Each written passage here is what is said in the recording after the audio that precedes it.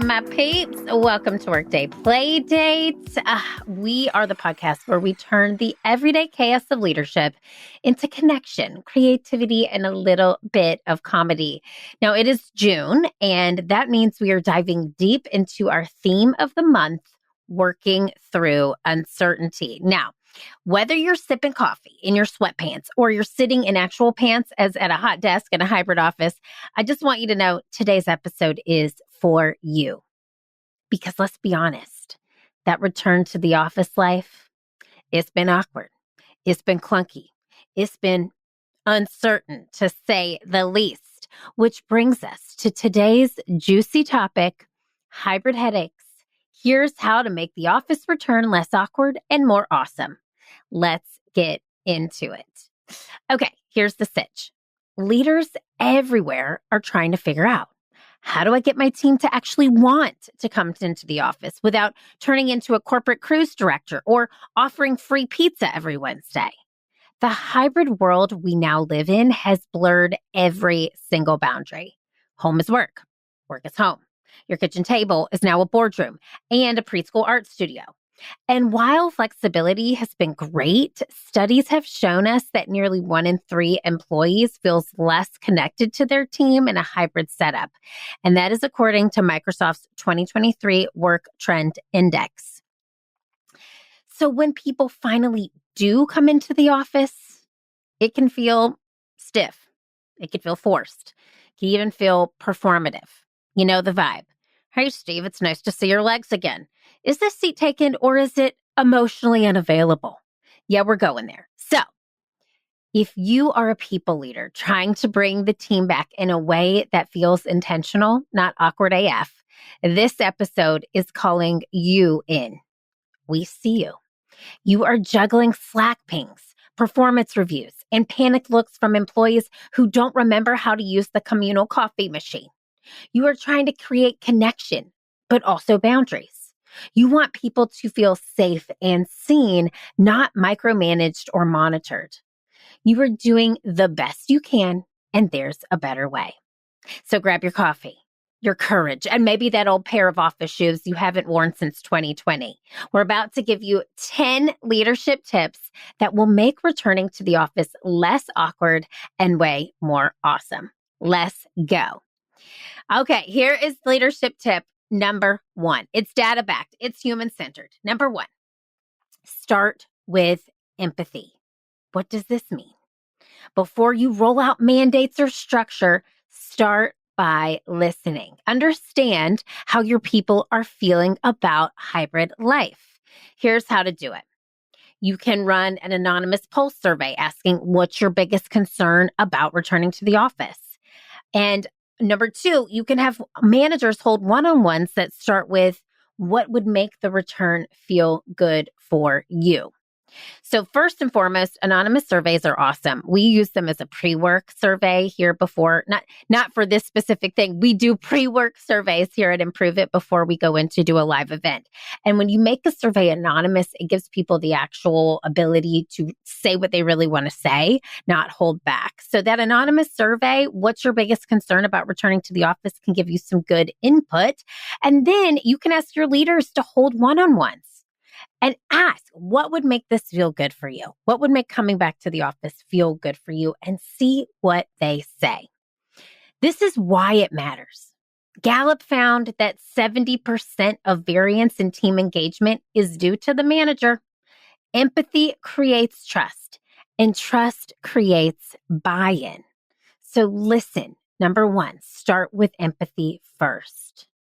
Number 2, make the first day back a celebration, not a lecture, okay? Don't make the return feel like detention.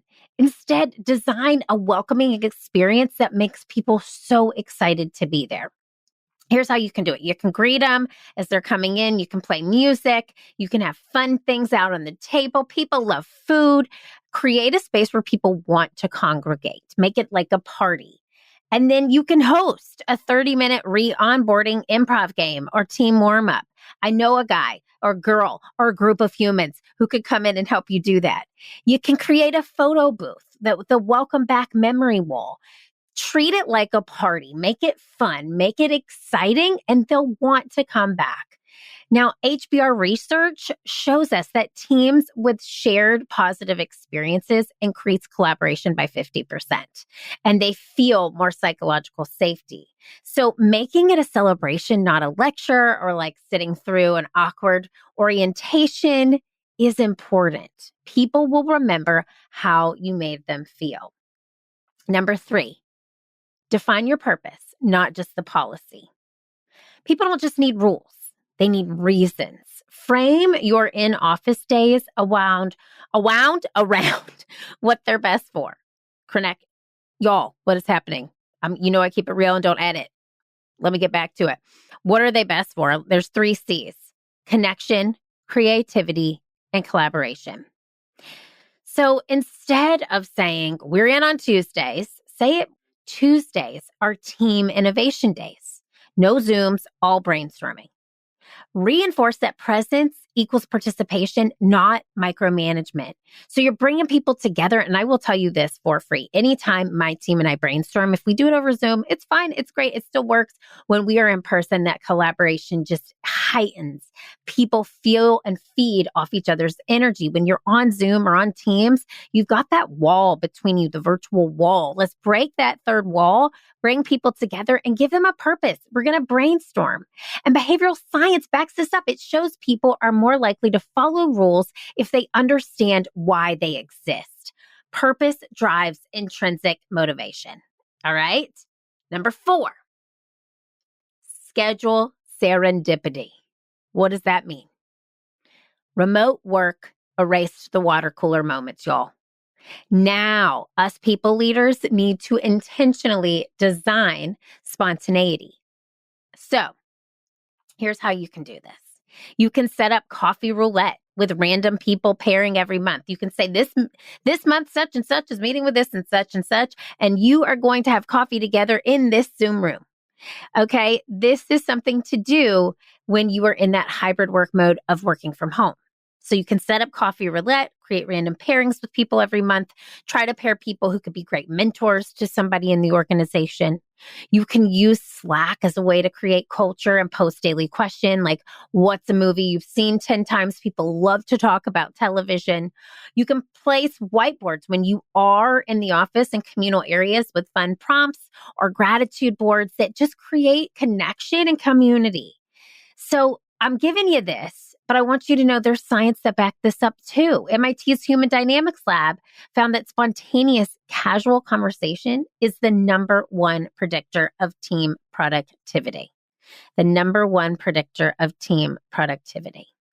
So schedule serendipity. Don't just wait for people to magically create connection. Create it for them. Be the creator of spontaneity. Number 5. I want you to ditch the one-size-fits-all mentality because not everyone's life or role fits neatly into a template. Give your team flexibility within a framework. So here's how you can do that.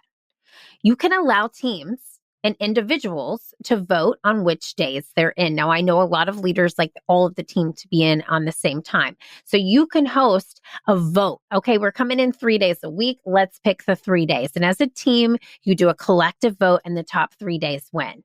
You can also offer hybrid core hours for collaboration and flexible hours for deep work. So you can say, okay, we're going to do some core hours. And this is where we're going to have anybody who wants to jump onto this brainstorm. And then we're going to have flexible hours for deep work. Because here's the deal. Not everybody wants to work from home all the time. Not everybody wants to come into the office. Sometimes some people don't want to come in at all. So you kind of have to meet people where they're at. Not everybody is going to be on board with the entire scenario that you're presenting to the team. But if you allow them to vote and you give them buy-in and you give them flexibility within the structure, people are going to feel seen, heard, and valued. And you know what happens then. So I also want to tell you, McKinsey has a report that says that 87% of workers take flexibility into account when choosing their jobs. 87% of workers. What happened, in my personal opinion, in 2020 was that we blurred the line between work and life because work was at our home. And now that people have received this sort of flexibility and they received the freedom of sitting behind their desk with their pet sitting next to them, working barefoot, maybe with pants on, maybe not, they got a taste of it and they don't really want to go back. So I will tell you, for me personally, my team had an office. We had an in-person office. I used to get up and commute 30 minutes each way in Chicago. And of course, I don't know if you know this, I now live in Charleston, South Carolina, where I work from home every single day. I can't even imagine commuting 30 minutes. Like, that's an hour of productivity that I don't get back. And so for me, working from home is great. Now, most of my team, my internal team, sits in Chicago, and they live in apartments, which I did too when I lived in the city. And they really wanted a co-working space. So they had the option to choose to come into the office or not. So we got a co-working space so that they can go and see each other and have that camaraderie, and they get to choose the days they do that, but they also have the option to work from home. So again, it's not a one size fits all. Really take what your team is saying to you into account when you're creating these rules. Number 6, acknowledge the awkward. All right, so here's the deal. Everybody knows when there's an elephant in the room, pretending everything is fine creates tension. Instead, call out the weirdness and use humor to lighten the mood. So you can do this with improv-based icebreakers to melt stiffness. First and foremost, we have a list of 100 non-cheesy icebreakers that you can download for free. We will put these in the show notes so you can literally take this. It comes to you via email, and you can use it and take any one of them to inspire an icebreaker at the top of a meeting. There are 100 non-cheesy ones. So this is your freebie. Take it, use it, grab it. It's yours. And then use those to melt stiffness at the top of meetings. Say something like, we're all figuring this out together. Awkward moments are welcome here, because laughter is going to lower your cortisol, which is your stress hormone, and it increases the group cohesion. Vulnerability builds trust, especially in transitional times. So know it's going to be clunky. Call it out. Say something like, I know the return to the office is going to be clunky, right? It's going to feel kind of like the first day of school, and then we're going to have to get through the kinks, and then it'll become the quote unquote new normal, which everybody hates that phrase now. But have that conversation on the upfront. Don't just sweep it under the rug. People feel tension. So if you can change the energy by changing your energy and being vulnerable and calling out the awkward, everything will be different. All right, number 7, you're going to curate connection rituals. So rituals build identity and community. They turn small moments into culture building habits. Here's something you can do. Now, at the top of every Thursday meeting with my team, we do this virtually. We have a weekly win session where people say a win that they've had for the week. This is something I'm going to try today, actually, because it's Thursday when I'm recording this. We're going to do a wins and woof. All right. So one win you've had this week and one woof, one challenge, one fail. And sometimes we can use those fails for our Friday Fail newsletter, which if you're not signed up, I would highly recommend. You can also create office playlists curated by a new team member each week. Like, that is such a ritual that we used to have when we were in person. We used to do Show Tunes Friday. Somebody would pick the show tune. We would play it in the office. Creating an office playlist is just fun, right? So it just gets the team bonding, and it's a ritual that you know is happening every week. You can make sure you celebrate birthdays or work anniversaries digitally and in person. That is so big, to make sure people feel seen on their special days. And this matters so much. Rituals reinforce belonging. According to PwC, employees who feel connected are 5 times more likely to be productive and engaged.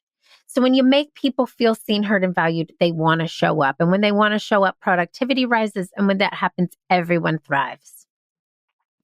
Here's number 8. Don't just talk about wellness, model it. So leaders who model boundaries, who model rest and mental health, they create permission for others to do the same. I learned this the hard way as the leader back in 2020 when I had nowhere to go. We still had a vacation policy, which was sort of an open-ended vacation policy. And now things have shifted. We do have a 4-day work week. We get 2 weeks of vacation, 8 days of paid vacation. on top of 54 Fridays off a year and the week between Christmas and New Year. So it's a really generous policy. But at the time when 2020 was happening, we had an open-ended vacation policy and I wasn't taking any time off. In fact, I was working every second of every day that I wasn't with my family to create something that would keep the company afloat. And my team said, well, we're not taking vacation because you're not. And that was really a moment for me of just looking myself in the mirror and saying, okay, you have to be the leader you want to be led by. And everybody's watching you as the example. As exhausting as it is, it's true. So here's how you can do this. You can not send emails after hours. You schedule sends. Sometimes I have things that I send to my team at night, but I'll schedule the send to go at 8 a.m. the next morning. You can share when you're taking a walk or you're logging off early for mental space. Hey, I'm logging off early tonight. I'm going to go for a walk with my family. You can encourage midday breaks and quiet zones when you're in the office.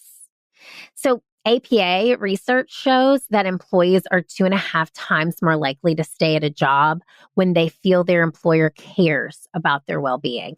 One of my favorite clients in the whole world, I won't name her name here, but I'll never forget. This was during 2020. She hired us to do a laugh break for her team. It was so high energy, so energizing. And I'll never forget what she said. After we ended the laugh break, they had another 30 minutes left of their meeting. And she goes, actually, this is a wellness break. I want everybody to get off their screens, go for a walk and meet back on their computers in 30 minutes. And I'll never forget that. I was just so impressed by her leadership because that team deserved that break. They got a laugh break in the day and everyone appreciated it. She's one of the most amazing leaders that I've witnessed. So if you model it, people will take note. So that's number 8. Don't just talk about wellness, model it. And number 9, I want you to make your feedback frequent. So returning to the office isn't a set it and forget it plan. Regular check-ins are going to give space for real-time pivots and for clarity. So again, that anonymous feedback form, that survey, ask people what's working, what's not. If you feel a tightness and closeness with your team, you can even host meetings and say what's working, what's kind of working, what's not working. People appreciate that input. And if you do it anonymously, if you have a larger team, people will actually respond. If you have a smaller team, I would suggest getting them on a meeting. You can create office hours for senior leaders to hear team input as well. So feedback loops are going to boost engagement and innovation. And here's another little data point for you. Qualtrics said that employees who feel heard are 4.6 more likely to feel empowered. And empowered employees make productivity rise. So now, finally, I'm going to get you to number 10. I want you to train your team for change. Hybrid work is not a destination. It's a journey. Teams that practice adapting are better equipped for the next pivot. So you can change. I guess what I want to say here is you can run change simulations or improv-based exercises with what-if scenarios. You can use workshops. I know a company called Improve It to strengthen your adaptability and creativity muscles. And you can normalize phrases like, let's try it and see, we'll iterate, and changes are constant. Because when you make change a normal thing in your organization, it won't feel as feisty the next time it comes up. Let's do a quick pause here, my peeps. If you are nodding along and thinking, yes, but my team really needs this too, I have got just the thing for you.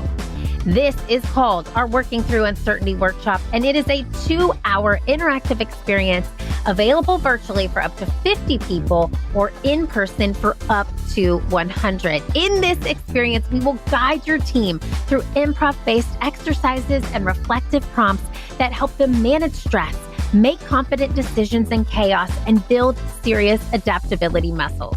It's playful, it's powerful, and it's exactly what your team needs to not just survive, but thrive through change. If you want to learn more, head to learntoimproveit.com. That's learntoimproveit.com and tell them I sent you. All right, let's get back to the show. All right, my peeps. Hybrid work is not going anywhere, but neither is your opportunity to make it awesome. This is your moment to rewrite the awkward and lead with empathy, clarity, and maybe just a little bit of fun. So here's your homework. This week, I want you to choose one of the 10 tips we covered and implement it. Let me highlight them again for you one more time. Number 1, start with empathy. Number 2, make the first day back a celebration, not a lecture. Number 3, define your purpose, not just your policy. Number 4, schedule serendipity. Number 5, ditch the one size fits all mentality. Number 6, acknowledge the awkward. Number 7, curate connection rituals. Number 8, don't just talk about wellness, model it. Number 9, make feedback frequent. And number 10, train your team for change. So pick your one, then check in with your team. How did it feel? What changed? And if you are feeling brave, I would love for you to share your experience with us. You can leave a 5-star review on iTunes and put a comment in there and tell us what you're taking away from today's show. It would mean the world to us, and it helps us bring more people to our playdates. I want you to remember that leadership is not about perfection. It's about showing up. It's about being seen, and it's about making space for others to do the same. You have got this. We are right here with you. Until next time, you know what I'm going to say. Keep failing, keep improving, because this world needs that special it only you can bring. And remember, every single workday is a playdate waiting to happen. I'll see you next week.